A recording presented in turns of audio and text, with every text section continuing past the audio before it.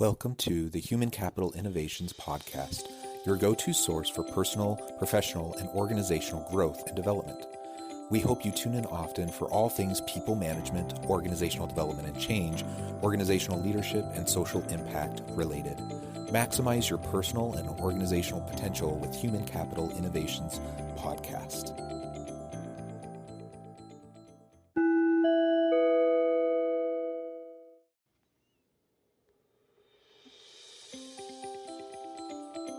Welcome to the Human Capital Innovations Podcast. In this HBR Minute HCI podcast episode, I explore the recent HBR video, How to Have a Hybrid Meeting That Works for Everyone.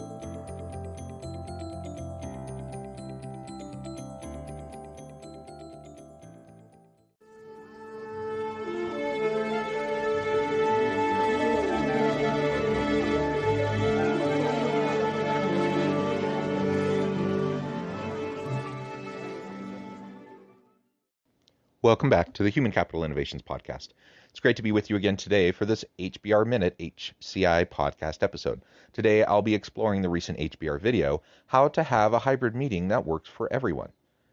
As workplaces take tentative steps towards a new normal, social psychologist Heidi Grant shares best practices for interacting when some are in the office and some are remote. Thanks for joining me, and I'll catch you on the flip side of this first clip. As we enter this new post-COVID world of a hybrid work between virtual and in-person, a lot of our old habits are really not going to keep working. We have a lot of stuff that we need to figure out. How to have meetings, how to show up, cameras on, cameras off. There's a lot we know about the science of human behavior, of perception, that we can apply to figure out what the new normal should look like. So you'll see these articles that say, well, it's important to have cameras on. Then you see these other set of articles. They talk about Zoom fatigue. Let people keep their cameras off. That's what you should be doing. So, well, which is it?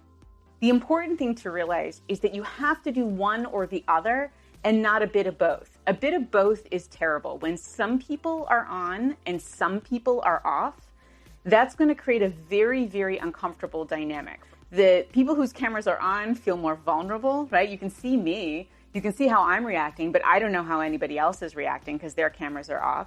The people whose cameras are off are also less likely to be sort of the focus of conversation. They have to fight to get in. What you have to do is really decide, when will we decide cameras will be on and when will we decide cameras will be off? I like how she concludes that opening point, that we need to make decisions about when cameras are going to be on, when they're going to be off. Now, I disagree with her when she says we have to just make a choice. We can't do both. We have to do one or the other. I do think there is more flexibility to it than that, and we do need to try to be accommodating. There are a wide range of reasons why people may, in the moment, need to turn their camera off, and we don't want to shame people from turning off their camera, even if just for a few minutes, if they need to, for a variety of reasons. So let's not be too rigid, but her point about being more thoughtful about our meetings and trying to decide, generally speaking, for this meeting, is this a camera on meeting? Is this a camera off meeting? And frankly, if it's a camera off meeting, the question is, do you need to be doing it over Teams? Can it be a conference call to take away the temptation that anyone might have to even turn on their camera? It signals and lets people know that they don't need to worry about it. Regardless, though, her point is well taken. If we can be thoughtful in advance of a meeting and then signal to our people whether this will generally be a video on meeting or a video off meeting, I think that's a really great thing to do, because there is an imbalance when you're trying to have a meaningful conversation with a group of people and it is largely mixed.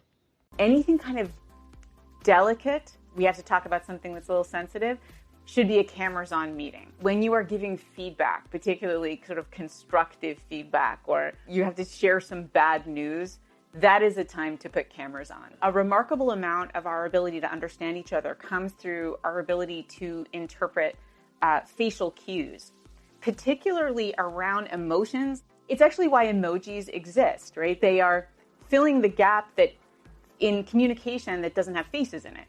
But faces are the best thing. celebratory meetings, that's one of the hardest ones. If the purpose of the meeting is to sort of celebrate something and everyone's going to be laughing and talking and clapping and that sort of thing, if some people have to be virtual, then everyone has to be virtual. Meaning if you're in the office, go to your desk and participate in that meeting actually from your computer, because those are the worst meetings for virtual participants. You can't hear anything. People are making jokes. They're all talking at the same time. It's impossible to break into that conversation. And it's better to have everyone be virtual in a celebration if you can't have everyone be in person. It's about, okay, when do we need to have it on? We want this to be a bonding experience. The purpose of this meeting is to strengthen sort of team connection. Cameras on. Everything else, like this is just a check-in. This is just logistics. This is just, we have to share some information back and forth. Cameras off, right? Give people a break. It's important to also let people know what the thing is going to be. So if this is going to be a cameras on meeting, you tell people in the invite, this is a cameras on meeting, right? So everyone's on that level playing field. Let's face it, what we're doing now really isn't working, right? When we kind of play it by ear, we let people make these decisions for themselves. The temptation to be cameras off is enormous, right? It's that same temptation to not put on actual pants, like to just be like stay in your pajama pants. The reality is it isn't necessarily what's best for you. Difficult conversations, feedback sessions, one-on-one interactions, celebratory types of interactions and meetings. All of those are really great candidates for video on meetings. Face-to-face, if you can do it, right? If you can be in the same room with the person while you're giving the feedback or having that performance conversation, or to get a group of people together so you can have a great celebration over a win in the workplace, that's great. Her point, though, also about making sure that you don't exclude people who are virtual due to the dynamic of, some people being in the room and the other people being virtual. You have to monitor that. You have to make sure that people who are in the virtual space have the opportunity to contribute. They shouldn't be dinged for not being there in person. And that's a general bias that we have, and she's going to talk more about that in the upcoming clip. Again, though, if you have people in person, you have people virtual, there's certain types of meetings that makes sense for, and there's other types of meetings that doesn't make any sense for. I've been in meetings like that. We've had strategy sessions where we're brainstorming, we're having lots of dialogue, and there's a group of people in person, there's a group of people online. Guess what ends up happening in that environment?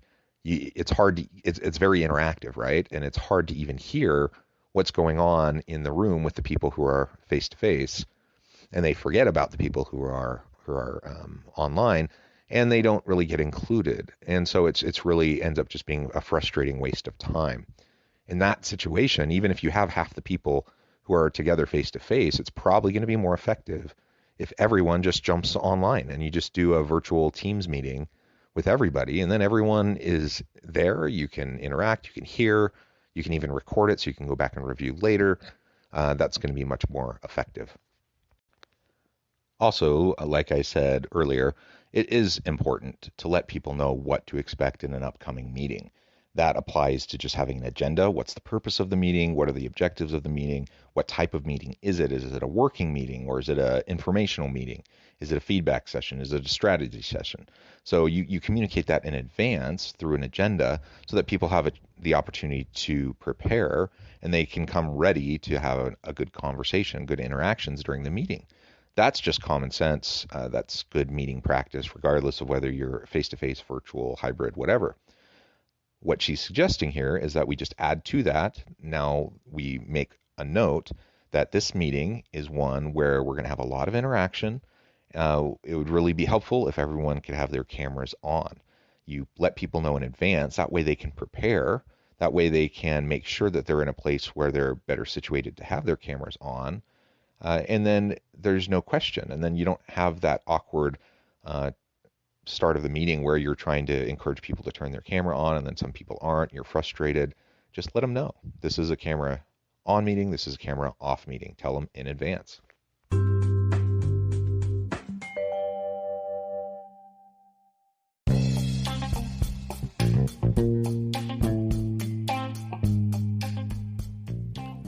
I'm excited to announce the publication of my new book from HCI Press, The Alchemy of Truly Remarkable Leadership: Ordinary, Everyday Actions That Produce Extraordinary Results.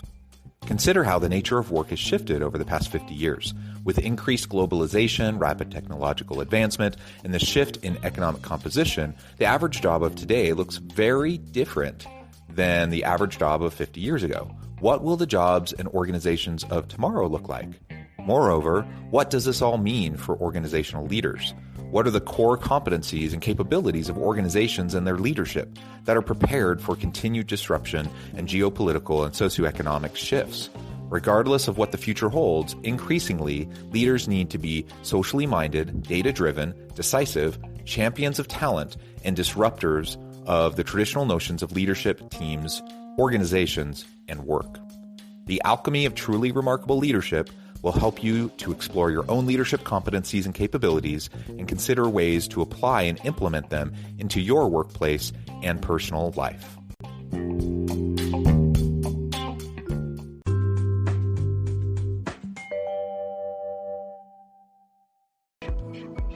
Your self-image is actually starting to shift a bit and not in a good direction.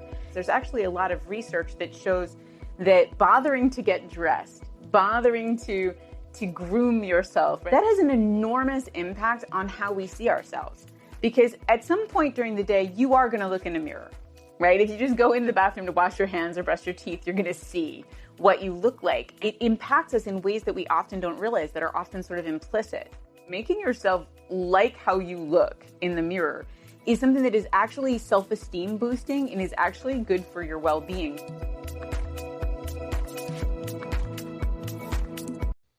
So this is a tricky one for me. I absolutely believe that we should take care of ourselves.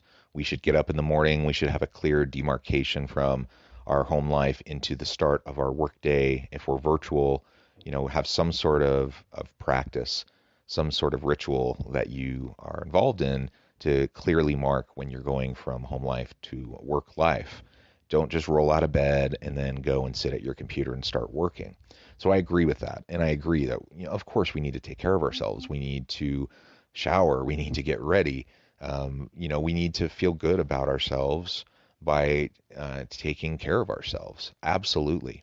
If you watch the video, though, you can see all these images of people dressing up in suits and ties and pantsuits for women and stuff like that. And that, I think, is rather silly.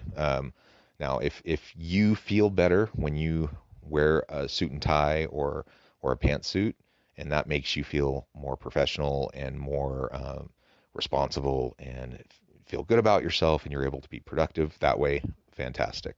Go for it. I wouldn't begrudge anyone the ability to choose how they dress. But along with that, I wouldn't ever suggest that people need to dress up that way. I can take care of myself. I can be very conscientious. I can care about how I look, and I can care about my physical appearance and my emotional, the connection to my emotions. I can care about all of that and not wear a shirt and tie. In fact, I'm going to be way more comfortable during the workday if I just dress more normal. And so for me, maybe that's shorts and a t-shirt. That's fine. If I'm having an important client meeting, yeah, I'll throw on a button-up shirt. That's fine. But typically I'm not going to do that just for my normal working behind the computer kind of stuff. And so, I mean, personally, that's something I'm not going to worry about. I'm not going to dictate to my people what they wear, other than to say, yeah, take care of yourself. Make sure that you care enough to get up, have a breakfast, take a shower, get your day started, and then you can get to work in a way that's comfortable for you. There's real danger in that, I think, as we go back to an in-person world, that we're just going to pick up our in-person world habits, not thinking about how that's going to impact our virtual colleagues, inadvertently creating sort of a tier status where the people who are there in person are like the first tier and everybody else is the second tier. So one very simple practice, whenever it's time for people to comment, to ask questions, to provide input, you make it a practice of going to the virtual people first. It's one bias will counteract another, right? So the bias you have with virtual participants is called like distance bias, right? We tend to value things more that are closer to us. So already they're kind of at a disadvantage. But what you then give them is primacy effects. They get to speak first, right? So they're the first thing that is heard. They set the direction the conversation goes in. So in a way, you kind of compensate for one bias that you can't do anything about, which is that distance bias, by introducing a bias in their favor. So simple things like thinking about what is visible to the virtual people in the room. I've sat in meetings where there's a camera in the room, right, that's capturing the conference, the people who are at the table, and people will have their back to the camera because they're just used to focusing on each other. So training ourselves to think of that camera as another person, right, that you would never turn your back on. We basically can't use whiteboards anymore, not physical ones. A lot of conferencing technology now has virtual whiteboards, which are great. Even simple things like working lunches, right? If the company is paying for everybody who's in office to have a working lunch, you have to make accommodations for the virtual participants. You actually have to make sure they can order something too. We really have to get into that mindset of if this is something that cannot work for everyone on this call, then we can't have it. It's like your grandmother used to say, if you don't have enough gum for everyone, then you can't have it. I really do worry about this tiered status issue as we have hybrid work arrangements. If people are there in person and some people are virtual, inevitably because you have limited face time with your boss when you're not in the room and when you're virtual, and because it can be more difficult to break into a conversation to share your thoughts or your insights, that really can potentially negatively impact the dynamics of the group, and it really can create a tiered status system within an organization that can be really problematic, especially when you look at who will probably disproportionately want to continue having more flexibility in working from home. We know that so much research shows that women take on the predominant burden of home care, child care, elder care.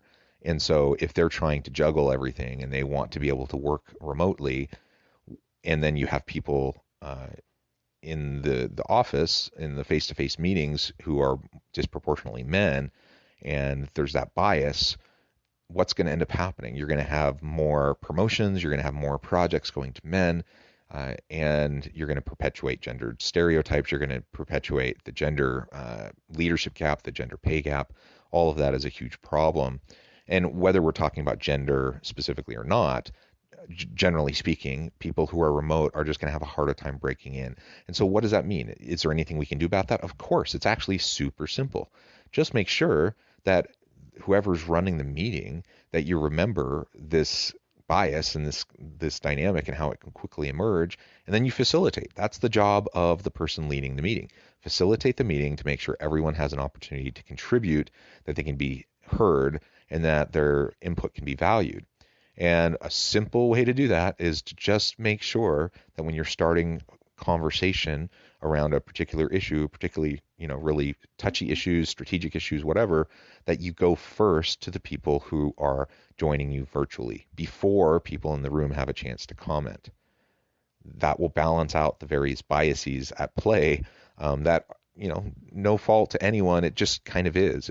Social psychology shows us, the research shows us that those biases will play out even if you're trying to be aware of them. So balance it by just making sure that you get people online involved first, and then allow people in the room, of course, to contribute as well. And then together you can have a really great dialogue, and everyone has a chance to contribute and to be heard, to have their contributions valued. It sounds like a really simple thing because it is a simple thing. And if we just get into the habit of those sorts of practices when we have hybrid work arrangements, it'll make things go way, way easier. Thank you for joining me for this episode of the Human Capital Innovations Podcast. As always, I hope you stay healthy and safe, that you can find meaning and purpose at work each and every day, and I hope you have a great week.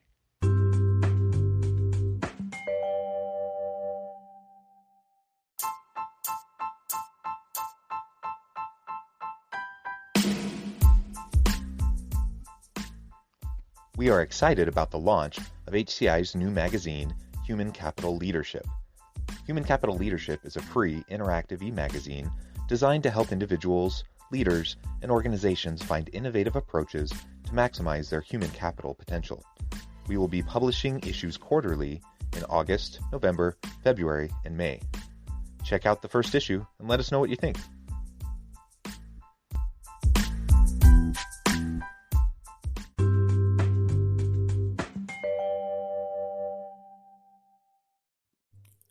Thanks again for joining us for this episode of the Human Capital Innovations Podcast. I hope you stay healthy and safe and that you have a great week.